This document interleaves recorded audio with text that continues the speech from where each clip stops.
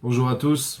On va Bezrat Hashem aujourd'hui étudier plusieurs textes par rapport à ce qu'on a étudié précédemment dans la Sougia de Ikar Vetafel, concernant entre autres le din de Maliach, celui qui a consommé quelque chose de salé et qui pour atténuer cette sensation de salé, il va manger un bout de pain après. La Gemara sur la Mishnah pose la question suivante. Donc on va commencer Bezrat Hashem avec le Tzlach. La Gemara pose la question suivante. Elle dit, mais je comprends pas. Tu me parles d'un aliment salé qui serait principal, aliment principal, suivi de pain qui serait aliment secondaire. Il dit, mais je comprends pas. La Gemara pose la question, je comprends pas. Depuis quand? Moi je connais pas d'aliment salé qui est secondaire au pain. Le pain c'est toujours plus important.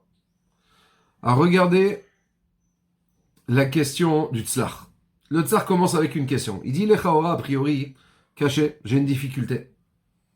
Mazot miami kamide, c'est quoi que cet étonnement de la Gemara de dire, je comprends pas, où est-ce qu'on a vu un aliment salé qui est plus important que le pain? Il dit, va alors, Miche nora ebla lechem, mais je comprends pas, quelqu'un qui n'a pas envie de pain. Il n'a pas envie maintenant de manger du pain. Il dit, ça manque les aliments qui seraient plus importants que le pain, vu qu'il n'est pas intéressé à manger du pain. Mais non, il veut manger je sais moi, quelque chose de salé. Il n'a pas envie de manger de pain. Donc forcément, cet aliment qui est salé, il sera principal, il sera dans le rôle, c'est-à-dire il aura le rôle du principal, de l'aliment principal, et le pain de l'aliment secondaire, s'il veut faire passer cette mauvaise... Donc voilà la question que tout d'abord pose le tzlach. Le tzlach nous dit, va anirer la niudati. Il me semble. Dekushiat Agmara, en fait, il va tenter de nous expliquer, en fait, l'étonnement de la Gemara. De dire, j'ai jamais vu un aliment salé qui est secondaire. Nous dit le tzlach, mais quoi, comment ça t'as jamais vu? Quelqu'un qui a pas envie de manger de pain, automatiquement, l'aliment salé qu'il veut consommer maintenant, c'est lui l'aliment principal. Il dit, en fait, c'est lié à la Gemara à Daf Mem Dalet Amoud Aleph. Pardon, Daf Mem Aleph Amoud Bet, on va y arriver. La Gemara avec Rav Papa. Ou plutôt avec Benzoma. Les élèves de Benzoma lui posent la question, écoutez Rav, tous les aliments qu'on accompagne de pain, pourquoi on ne fait pas la bracha avant et après? Benzoma leur répond, c'est très simple. C'est tout simplement parce que ces aliments sont secondaires au pain. Il lui pose la question, mais alors si c'est comme ça, si je trempe mon pain dans le vin, et donc le vin n'a le rôle que d'accompagnement, mais aussi on devrait faire amotzi, à quitter le vin. Or on sait très bien qu'on se doit de faire la bracha sur le vin pour réparer à Geffen. Qu'est-ce qu'il leur répond Benzoma? Non, le vin c'est spécial. Chez où gorem bracha le'atzmo. En fait, le vin, il a, mis à part, comme ça, je vous dis ça dans mes mots à moi, mis à part la caractéristique, le potentiel de profit, c'est-à-dire tous les aliments ont un potentiel de profit. C'est-à-dire un aliment, c'est quoi? C'est du profit, c'est une anaa. Maintenant, dans le vin, on a vu autre chose. C'est vrai qu'il y a une anaa, mais à part cela, il y a une autre caractéristique, quoi? C'est que le vin, c'est un aliment noble. Donc du fait même de sa noblesse, déjà, ça le rend chayav de bracha, même si il vient en second plan, en secondaire. Donc nous dit le tzlach, il cite cette Gemara. Je vous lis le tzlach. Il cite la Gemara. Il y a une nami nifterepat, donc le vin aussi devrait être patour, devrait être exempté de bracha par la bracha d'amotzi sur le pain. Réponse de la Gemara, Shane Yain de Gore Bracha La'atzmo. Veimken, nous dit le tsar. Donc d'après cela, Chazinan, on s'aperçoit que quoi? Avsha Yain ou Tafel Le'apad, bien que le Yain, dans le contexte, il n'est là que pour accompagner le pain, hein. Malgré tout, étant donné qu'il a cette caractéristique d'être un aliment noble, Chashivuto Gorem Shenapat Yachol Lefotro. Son importance fait que le pain ne peut pas le rendre quitte. Veimken, nous dit le tsar, si c'est comme ça, hein. Pat de gamken kovea bracha la'atzmo, sharem kachin ala pat, il dit à ce moment-là, le vin aussi, pardon, pas le vin aussi, le pain aussi. Quelqu'un, admettons, qui Shabbat n'a pas de vin. Il n'a pas de vin pour faire kidouche. Sur quoi il fait kidouche? Il y a marqué il fait kidouche sur le pain. Donc on voit que le pain aussi, même si je n'en ai pas envie, mais du fait aussi de son importance, on se doit de faire la bracha dessus. Donc lui aussi, quelque part, il a une certaine noblesse, comme on a dit avant. Pas autant que le vin, attention. Pas autant que le vin. Pourquoi? Parce que, en principe, quand on fait kidouche, les khatrila, on fait pas sur du pain. Donc on voit que cette noblesse-là, cette importance-là, elle est plus dans le vin que dans le pain. Mais en tout cas, le pain aussi détient quelque part cette noblesse-là. Ou mi'ika, donc d'après cela, il nous dit, voilà comment faut comprendre la question de la Gemara. Ou mi'ika, est-ce qu'on a un aliment chez Yurshav Ikar qui sera considéré comme principal, tellement important, qui sera encore plus important que le pain, alors que le pain lui-même détient cette noblesse-là? Voilà la question de la Gemara d'après le Tzlach. La question de la Gemara, bien entendu, on sait très bien, la Gemara sait très bien qu'on peut avoir quelque chose de salé qui est plus important que le pain. Dans quel cas? Quand j'ai pas envie de manger du pain.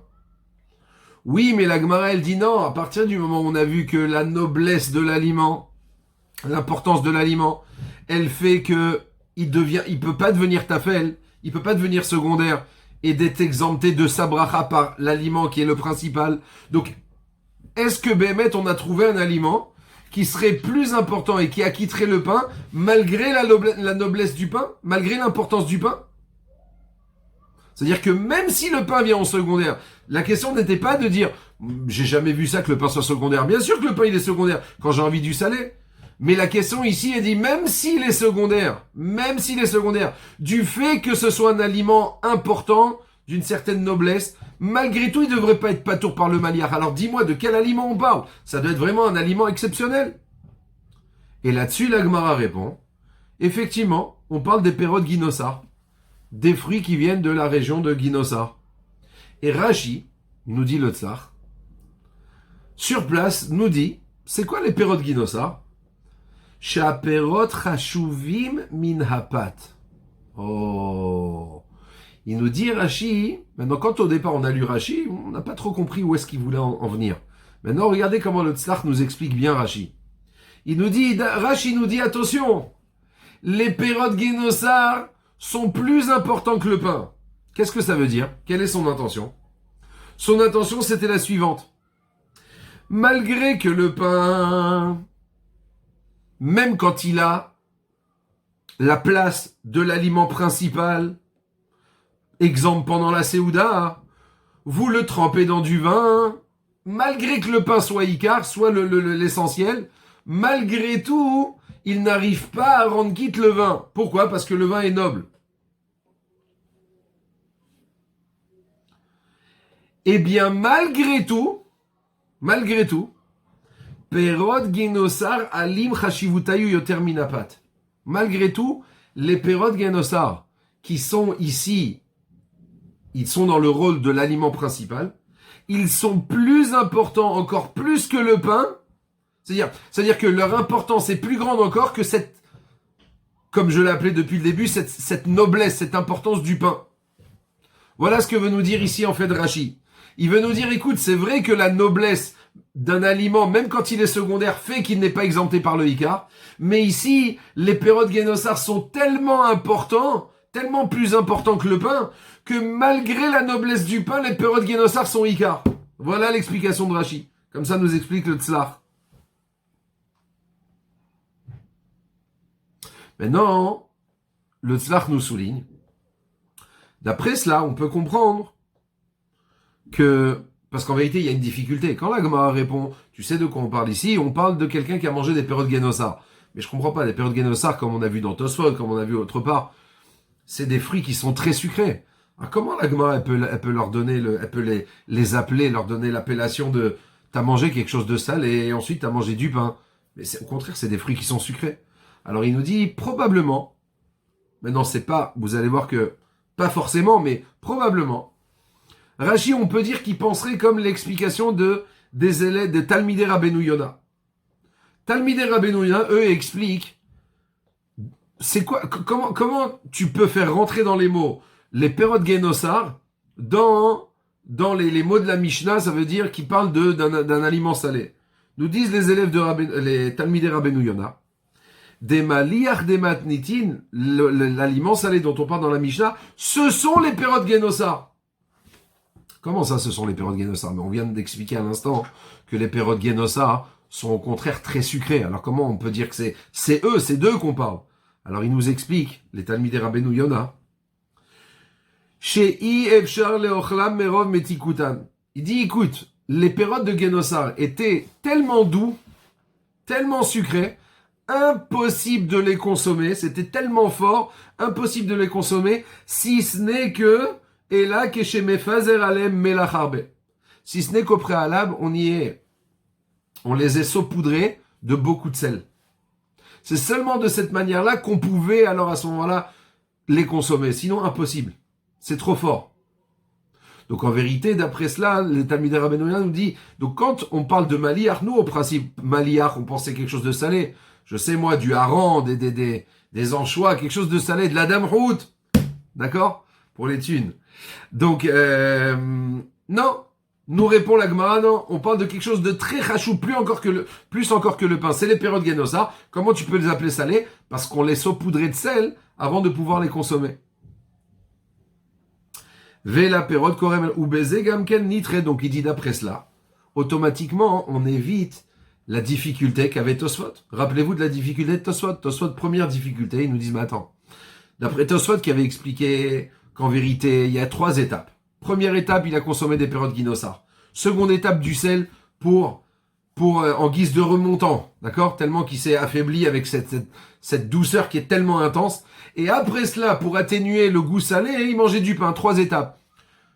Tosfot eux-mêmes se posent la question. Veim Tomar, si tu te poses la question et tu te dis, mais je comprends pas. Alors à ce moment-là, c'est quoi le Icar? Le Icar, c'est pas l'aliment salé. Le Icar, c'est les fruits. Maintenant, d'après les Talmidei Rabbeinu Yona, et d'après, si on dit que Rashi explique de cette manière-là, en tout cas, on n'a plus cette question-là. Parce qu'en vérité, il n'y a pas 3 étapes. Il a consommé des perot Genosar qui ont été saupoudrés de sel. Donc il a mangé finalement des perot Genosar et du pain uniquement pour atténuer le goût salé. Donc on a esquivé, on a évité la question de Tosfot. Voilà ce que nous dit ici le Tzlach.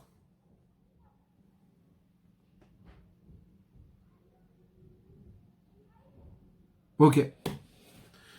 Seconde explication du Tzlach. O Efchar, ou bien, c'est possible. Chez Gam Rashi Mefaresh Keperusha Tosfot. Il te dit non, en vérité, on n'était pas forcé d'expliquer comme les Talmidei Rabbeinu Yona. On peut très bien dire que Rashi aussi a compris comme Tosfot. À savoir que, dans un premier temps, il consomme ses fruits. Un second temps, il mange le salé. Et, en dernière position, il mange du pain. Ou Mikol Makom, cependant. Kevan sheikar achilato mechamat perot Genosar. Étant donné que ce qui va consommer, après, et le maliach et les perot, et le maliach et le pain. Pourquoi est venu le maliach? À cause des perot Genosar. Pourquoi est venu le sel? Pourquoi est venu le pain? À cause du sel. Mais en vérité, tout ça provient du fait qu'il ait consommé des perot Genosar. Av she'en birkat perot patratan mitam shekatvu atosfot. Nikol makom. Kvar oil chashivut aperot shechashuvim yoter minapat. Ubatel ma'alat gorem bracha la'atzmo shel apat. Donc il dit, et même si, parce que Tosfot, comment ils avaient répondu?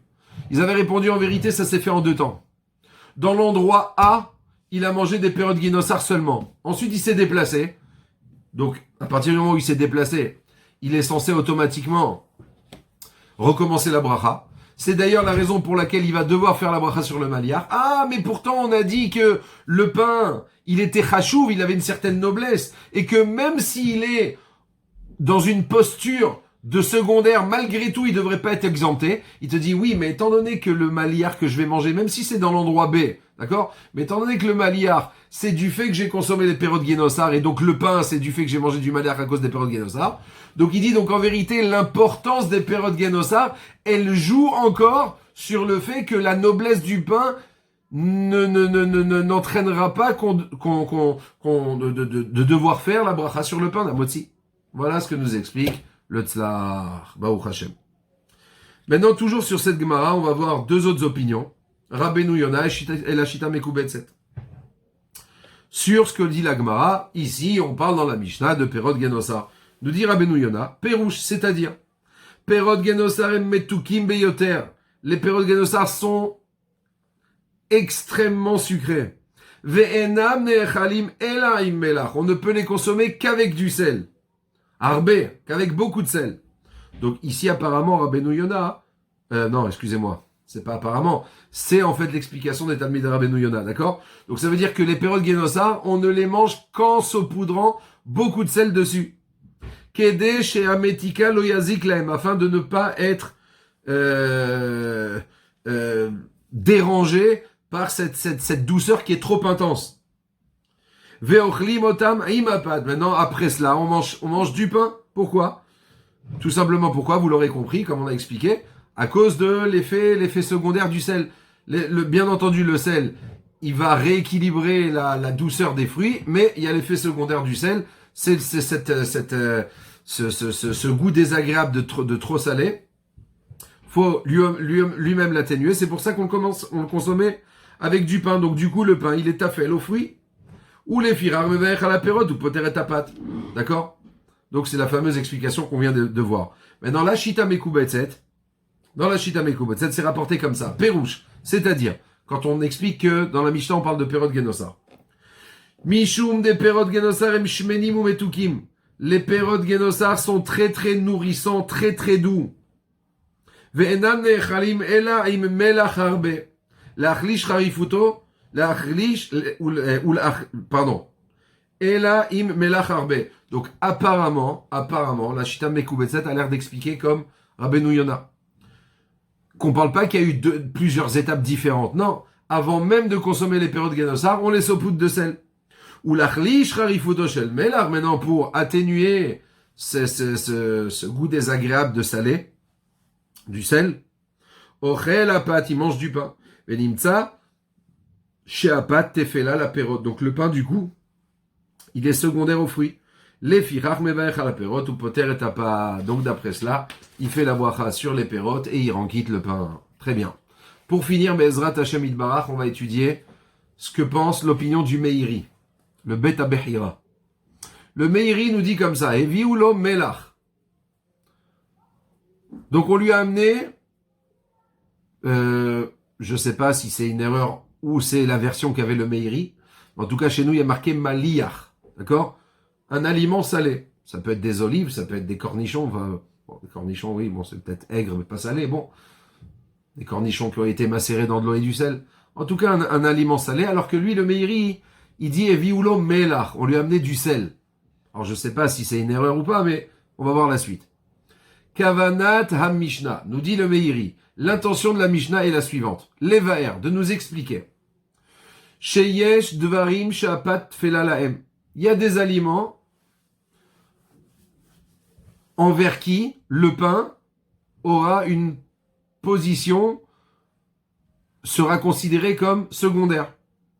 Veniftar apat bebirkatan. Donc du coup, le pat sera exempté de bracha par la bracha sur l'aliment salé qu'on a consommé avant. Ve'i me'inyan ha'helek hasheni. Ve'u she'amru. Et vi'u lo melach. Et c'est justement ce qui a marqué donc ici dans la Mishnah. En premier lieu, on lui a amené melach, c'est-à-dire perouche, bemaliach. D'accord, donc lui-même, en fait, le Meiri lui-même nous dit que melach, à Kavana, c'est un aliment salé. Chez derech adam le'ochlo blopat. On parle d'un aliment, comme ça nous dit le Meiri, que de manière habituelle, on mange sans pain. Kegon zetim meluchod, comme admettons des olives salées. Vekadomen, ou ce qui ressemble. Ou mitor sheheko had le melichutam yoter midai. Maintenant, il a mangé en principe, on mange pas forcément des olives avec du pain. Mais, apparemment, ces olives-là, elles étaient particulièrement salées. Donc du coup, il a été dérangé par le goût l'intensité du sel. Donc, c'est la raison pour laquelle on lui a servi du pain avec. La virotota'am melihut, pour faire passer ce goût salé. Donc, dans ce cas-là, donc, étant donné ici on parle dans un cas où on lui a servi des olives qui étaient très salées. Donc, on lui a amené du pain avec pour justement faire passer ce goût salé. Et là-dessus, on dit, mevarech ala maliach, ve'no mevarech ala pat. Tu feras la bracha sur les olives et non pas sur le pain. Keshem sha'apat poteret kol minemara. De la même manière que quand on mange des condiments, ça veut dire des choses qui viennent, des aliments qui viennent accompagner le pain, eh bien le pain rend quitte ces aliments-là. Pourquoi? Parce ils ont la place de secondaire. Car, de la même manière, lorsque le pain lui-même a la place du secondaire par rapport à un premier aliment, Otodava poteret tapat, ce même aliment-là, c'est-à-dire c'est vrai que de manière habituelle, nous on a l'habitude, on sait que on fait un moti, on rend quitte les autres aliments parce qu'ils sont secondaires. Mais ça on a vu ça que dans le pain, d'accord? Parce que le pain c'est quelque chose de chachouv, c'est important, c'est lui le hikar, c'est lui l'essentiel. Viens nous enseigner la Mishnah. Non, tu sais que parfois, cet aliment que tu appelles essentiel, parfois lui-même il peut avoir la place d'aliments secondaires. Et donc du coup, lui-même sera exempté de la bracha rishona par l'aliment principal que tu viens consommer, notamment des olives. Voilà, on a terminé aujourd'hui. J'espère que j'ai été clair. Je vous souhaite be'atzlacha rabba, toujours dans la simcha, de toujours progresser dans le limoud. Baruch Adonai l'olam. Amen ve amen.